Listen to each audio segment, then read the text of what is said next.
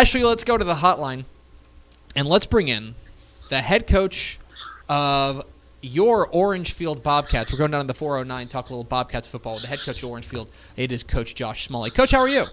Hey, doing great, man. How about yourself? Excellent. How are things way down south? Well, if I had hair, if I was blessed to have hair, it'd be a bad hair day today. It's about 70 degrees, no wind, and about 100% humidity. But other than that, it's great. I want to ask you a little bit about your 2019 season. You guys, Sure. I think, kind of very quietly put together some history there in Orangefield. The first 9-win season for that program. You got to go all the way back to the 80s. I want to say 1988 before you get back to a time you guys were able to win 9 games. When did you know maybe that you had something special there in Orangefield? In all honesty, it started last offseason around January. When we didn't make the playoffs the year before, as one of the biggest 3A teams in the state, I had to be humble enough to look in the mirror and figure out where I went wrong as a head coach. And, it took me some soul searching, things where I could get better as a staff and as a program. And to be honest with you, me and Jeff Matthews, head coach of Vider, we traveled to Liberty Hill around January, and we went and watched them go through off season and watched them talk a little football with Coach Walker. And it took me about 30 seconds as to watching off season to figure out where we had went wrong. And those guys were tougher than we were. The off season workout they put them through was strenuous. And I looked at Jeff and I said, man, if we did this to our kids, they would all quit.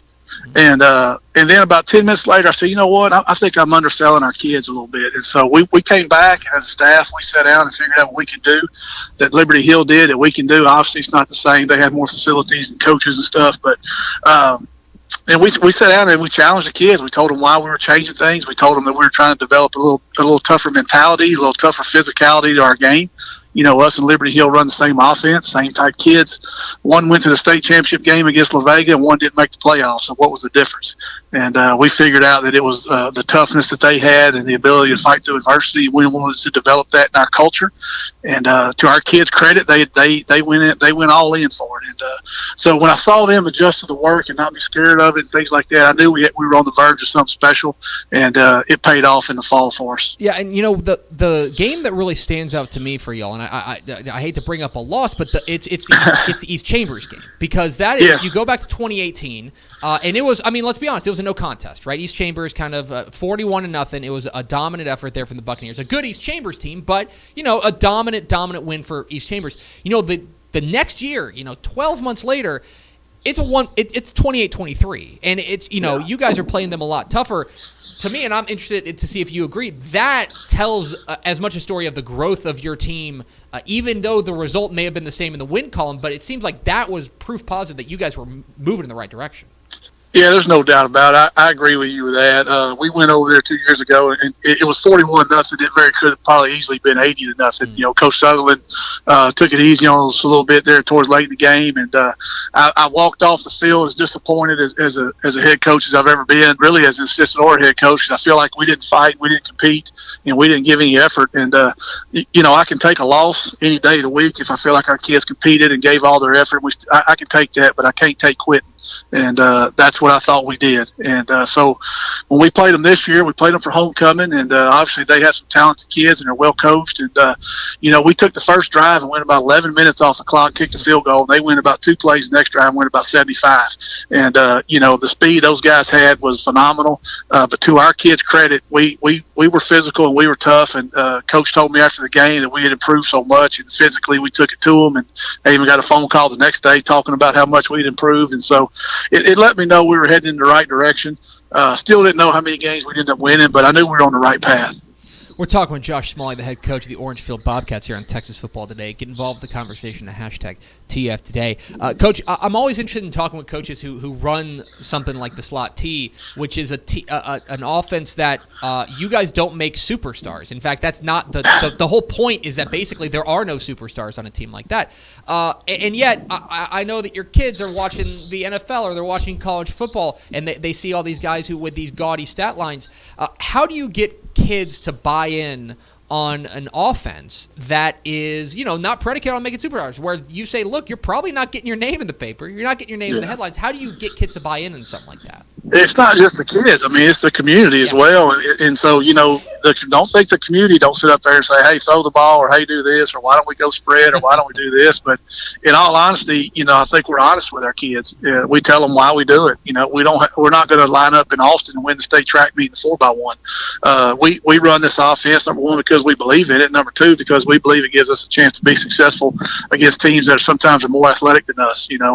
If we line up in a track meet with West Orange and East Chambers and those guys, we're not going to stand a chance. But if we grind that clock down and we're physical and we don't allow their offense to touch the football and we do that kind of stuff, we got a chance. And so we sell our kids on that, and they believe in it 100%. And sure, do they want to throw the ball more? Every now and then we'll get, they'll say some kind of jokingly about it and all that. But it's about the team. I think Belichick said it's about the team, Team, and it's about winning. And if this is the way we can convince our kids that we're going to be successful and win football games, and then they're all into it. One guy I want to ask you about. I know he's off to the next level, but Chase Broussard was such a star for you guys on both sides of the ball. An all-district kid on both sides of the ball. I'm interested. I can look at the numbers and I can tell you that he's a great player, but you're the guy who can see him every day in practice. What is it? What was it about Chase Broussard that made him so special? He grew up a lot during the summer, during the off season. He was one of those guys when I was talking about off season. He bought in hook, line, and sinker, and he devoted himself to the weight room, and he got bigger and stronger, and then he became a more vocal leader. You could tell he didn't like the way the season before ended, and he was going to do everything in his power to see that it didn't happen again. But he was a coachable kid. He gave effort in practice, just like he did in the game. He competed. He hated to lose. He was a team guy. If he got 20 carries on offense, great. If he got 4, great. If he played on special teams, good. If he didn't, good. It's whatever it took to win, and he bought in 100%, and that mentality and mindset of the toughness. He's one of our tougher kids. He's one of those guys that I had to kind of pull the reins on a little bit during the games to make sure he didn't, get into an altercation or get a penalty and things like that. But that was his competitiveness of wanting to win and wanting to fight, and wanting to play. And I think that attitude rubbed off on a lot of our younger guys, and we're seeing that now in off season. They've continued that same attitude, and so we're gonna hate to lose him because he was so effective on both sides of the ball. Josh Smalley of Orangefield joining us here. Coach, I want to ask you about realignment. You guys are making the move up from 3A Division I to 4A Division II. You're in the district with West Orange, Stark, and Silsbee. So I guess my question for you is who did you make mad at the UIL? Nobody. I've gotten, condolence texts and condolence emails and phone calls and stuff. And, but to be honest with you, we knew where we were going to be when the numbers came out in October or December. So it wasn't really a shock. It was kind of, okay, who are they going to put with us? Are they going to move Jasper South or Jasper North? What are they going to do with HJ and other sports and stuff like that? But I'll be honest with you, in 8 years as a head coach here, 6 of those have been in Class 4A Division II with West Orange and those guys, and we finished in the playoffs 5 of those 6. So it's nothing our kids aren't used to. It's nothing our community isn't used to.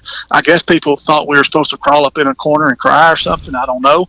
But that's not our community's mentality. It's not my mentality. It's not our kids' mentality. We're going to compete where they tell us to compete, and it hadn't changed our expectations. It hadn't changed our work ethic. Things certainly have gotten a little tougher, obviously, with Silsbee and West Orange, and not only them, but with Fannett and Brick City and Liberty and Hardin Jefferson. So it's a tough, competitive district, but nothing that we're not familiar with. But more importantly, is that something that you are, honest with your kids about? Not to say that you would ever lie to your kids, but is that something that you say, look, this is what we're going to have to go through? Is that something you guys are talking about, or is it just we're gonna focus on us? Yeah, I mean, to an extent, I told the kids when we got back from the UIL meeting on Monday that, hey, we'll talk about next year. And we've got the rest of this semester in 3A with all of our sports going on that are competitive and things we're doing. We got to focus on that as well. We can't necessarily look ahead. But we did talk to them in the next couple of days about, here are the expectations. Here's what the outside world thinks of you. Here's why we're doing this. And you can't say it makes it worse. It makes us work harder, because that would insinuate we weren't working hard to begin with. But we do worry about us. I can't worry about what Cornell's doing with West Orange and what Coach Shay's over in Britt City are doing. I can only worry about what the Bobcats are doing. And our kids were kind of fired up, to be honest with you. They accept the challenge. They understand. They're fired up to play Britt City again. We haven't played them since 2013, I think. So they're fired up about that. And so, nobody went to a corner and cried at a ball. We all just kind of got back to work and said, it is what it is. Let's go compete. He's Josh Smalley. He's the head coach of the Orangefield Bobcats. Follow him on Twitter at Coach Smalley23. Coach, really appreciate your time. Congratulations again on a fantastic 2019, and we'll be talking to you down the road. Hey, appreciate you guys. Thanks for all the coverage y'all do. Absolutely. There he goes, Josh Smalley, the head coach of the Orangefield Bobcats, joined us here on Texas Football Today.